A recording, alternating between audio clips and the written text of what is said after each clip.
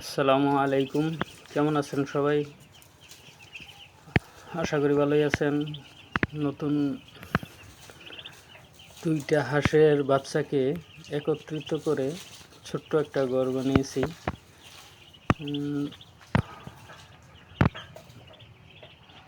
কাঁচা মাটিতে রাখতাম। আমাদের এদিকে ইটের এটার পাট দিয়ে 2টা পাট দিয়ে ছোটো ছোটো 2টা পাট দিয়ে তাদের আপাতত একটা ছোট্ট থাকার ব্যবস্থা করে দিলাম,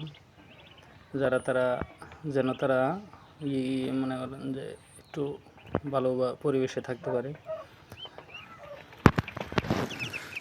বাচ্চাগুলো ওই দিক দিয়ে বিড়াল যাচ্ছিল, ভয়ে দৌড়ে বাইরে আসছে। খাদ্য দিছিলাম আমরা, বিশেষ করে আমরা টুকটাক ছাগল টাগল পালি, হাঁস মুরগি তো আছে কিছু রাখি, সবসময় চেষ্টা করি। খাদ্য জিনিসটা দিতে মন চায় না, সামান্য পরিমাণে পুষ্টির জন্য শুধু দিতে চাই, তাও ম্যাডামের চাপে দিতে হয়। আসলে কোনটা নিয়ম অনুযায়ী দেওয়ার নিয়ম সেটাও আমার ভালোভাবে জানা নাই, আশা করি সঠিকটা খুঁজে বের করবো ইনশাল্লাহ।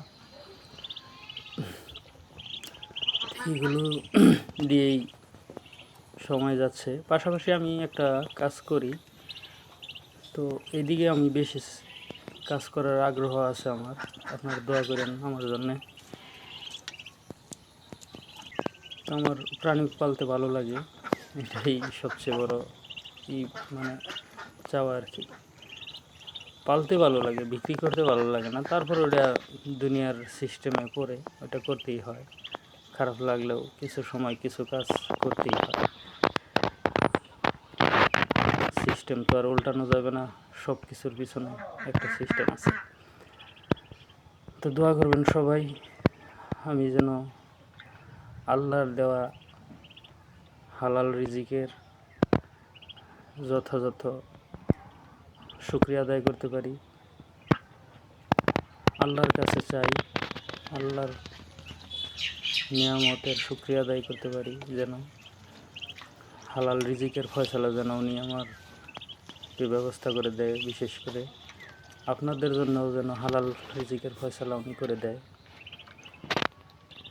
হারাম থেকে দূরে থাকার আপনাদের সকলকেই তৌফিক দেন। ফি আমানিল্লাহ। এখানে আছে 12টার 7টা 19টার মতো বাচ্চা। তো দেখা যাক, কিছুদিন পর আমরা একটা ঘর নতুন করে তৈরি করার নিয়ত করেছি। আল্লাহ পাক যদি সফল হওয়ার তৌফিক দান করেন। তো দোয়া করবেন সবাই, পরামর্শ দিবেন। আমি আসলেই সবার পরামর্শ নিতে আগ্রহী, তারপর ডিসিশন আমি কী করব, কিন্তু পরামর্শ নেই সবারই, নিতে আগ্রহী। তা আপনারা যদি এই বিষয়ে অভিজ্ঞ হয়ে থাকেন তা আমাকে পরামর্শ দিয়েন। পরামর্শ ভালো লাগে। আসসালামু আলাইকুম।